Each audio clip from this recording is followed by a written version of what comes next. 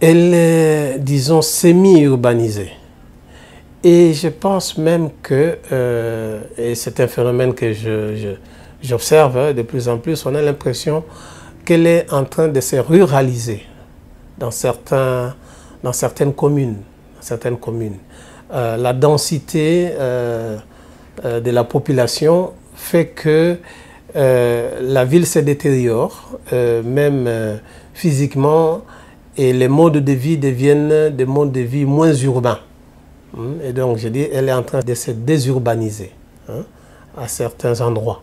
Et évidemment, si vous regardez bien, surtout dans le district de Lukunga, vous prenez la commune de Mongafula, une partie d'Ngaliema, on a l'impression que la ville de Kinshasa est bâtie sur des collines.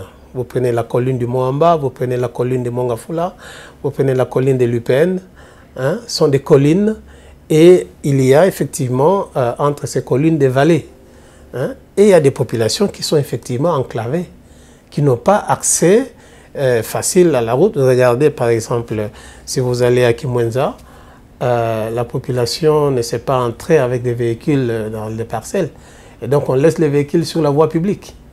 Vous avez sur Bypass, et j'imagine il y a d'autres endroits comme ça où les habitants ne peuvent pas aller avec des véhicules jusque chez eux parce que c'est enclavé. Effectivement, on peut considérer cet environnement d'enclavement comme un des facteurs des actes criminels.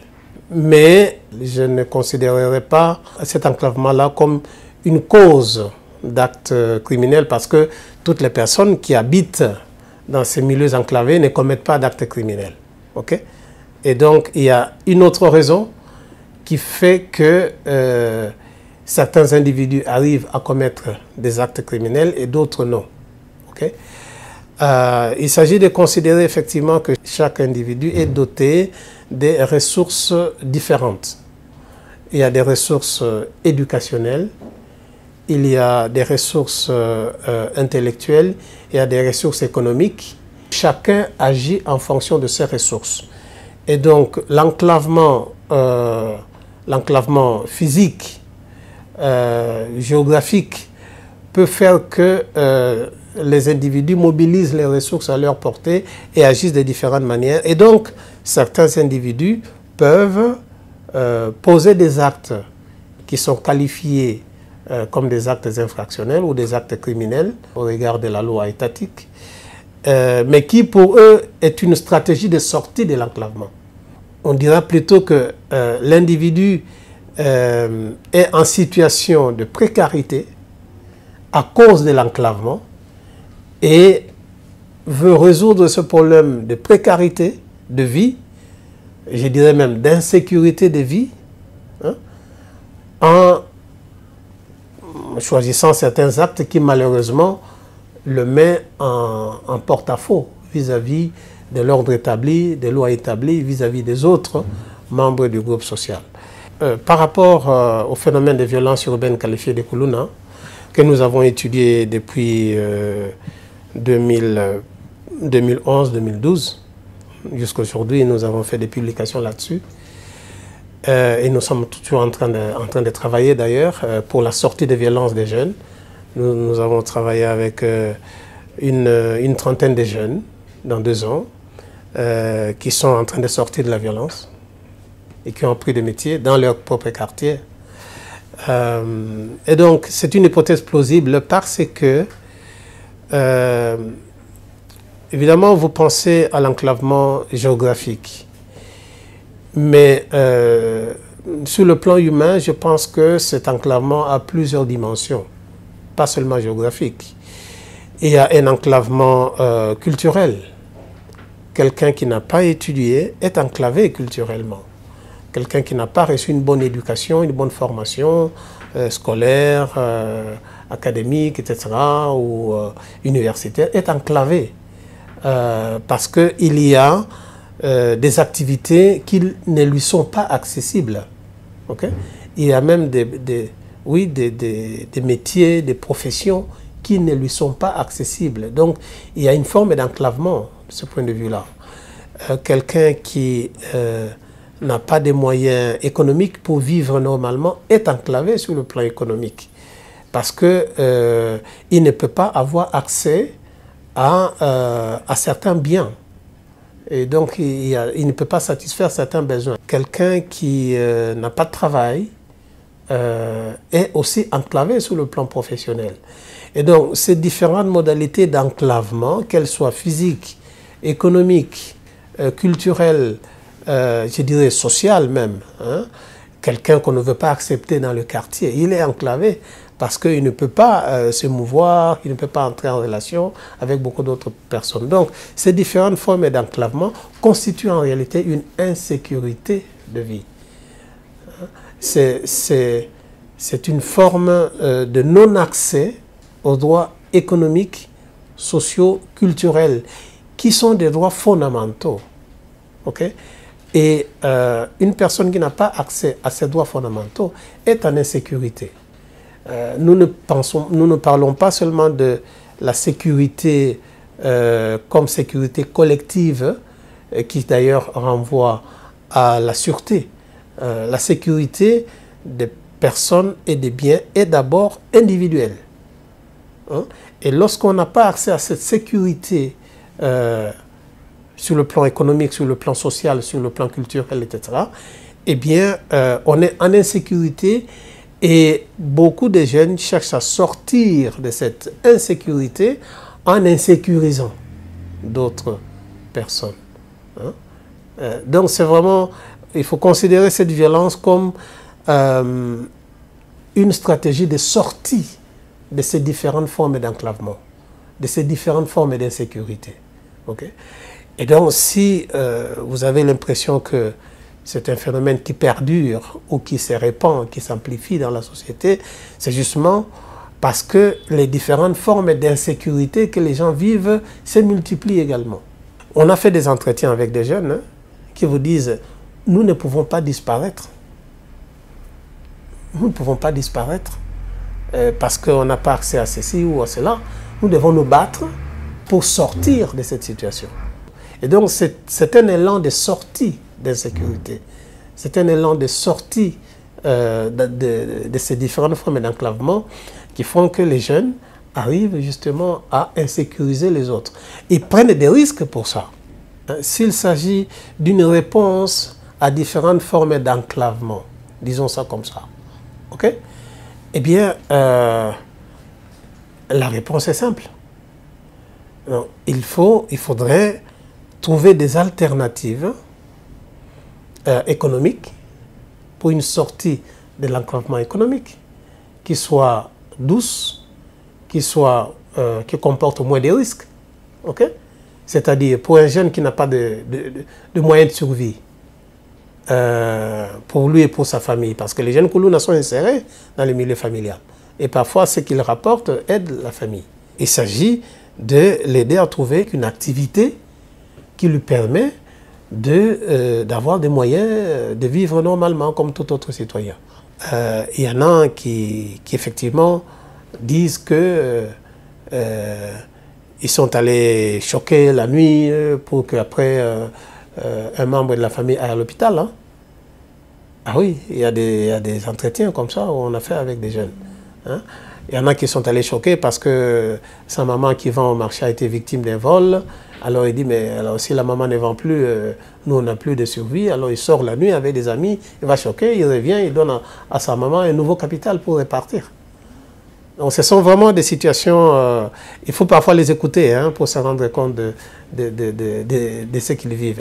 Donner une alternative économique, parce que pour eux, le Koulouna est un job. Un job qui comporte des risques. Le job de la machette, qui comporte des risques pour lui-même et pour les autres.